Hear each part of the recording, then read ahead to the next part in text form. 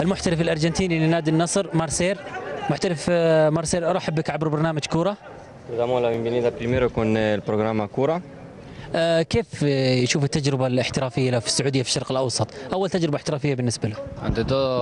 إذا شكرا جزيلا على الترحيب. في الحقيقة تأقلمت بشكل ممتاز جدا مع الأجواء في الخليج وفي السعودية بشكل خاص. تأقلمت مع باقي زملائي وأحس أنني مرتاح جدا هنا في النادي. كيف رأى الدوري السعودي؟ هل توقع أنه هل عنده فكرة سابقة أنه قوي أو أنه كان عادي؟ تفاجأ بالدوري السعودي؟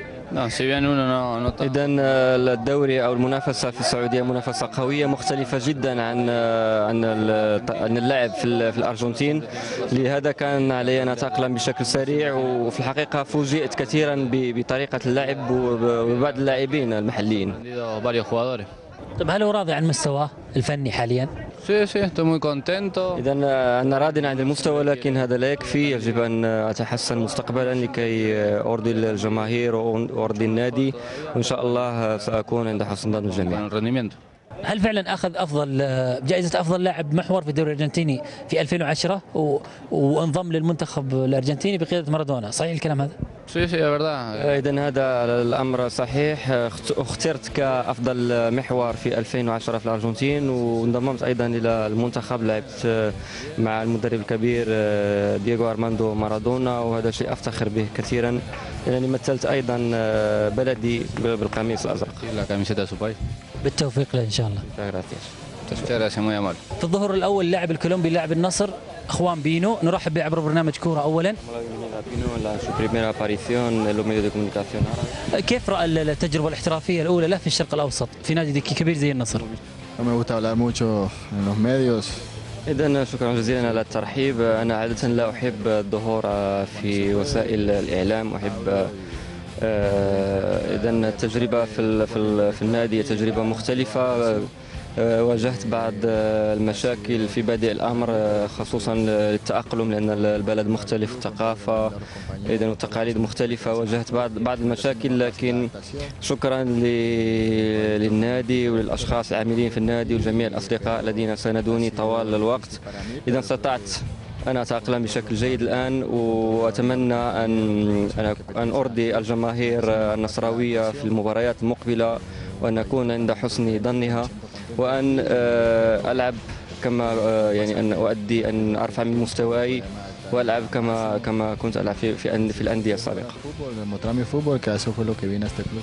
أول ما جاء بينو نادي النصر سألت عنه زي عنتر يحيى وحسين عبد الغني، أشادوا فيه خصوصا حسين عبد الغني وعنتر يحيى. عنتر يحيى قال كنت أعرفه في الدوري الفرنسي. حتى حسين عبد الغني قال لاعب متميز ويؤدي بشكل مميز.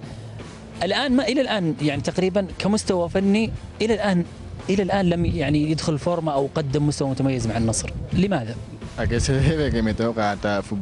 إذا هو الاختلاف كما قلت، وبسبب تأقلم. الكرة الأوروبية هي مختلفة قطعيا، مختلفة جذريا عن الكرة السعودية.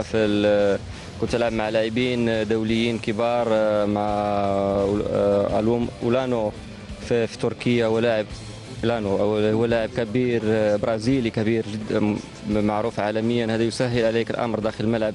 لا يعني أنه ليس لدينا لاعبين في نفس المستوى، لكن واجهت بعض المشاكل في التأقلم مع الكرة السعودية، لكن مستقبلا سأكون عند حسن ظن الجميع.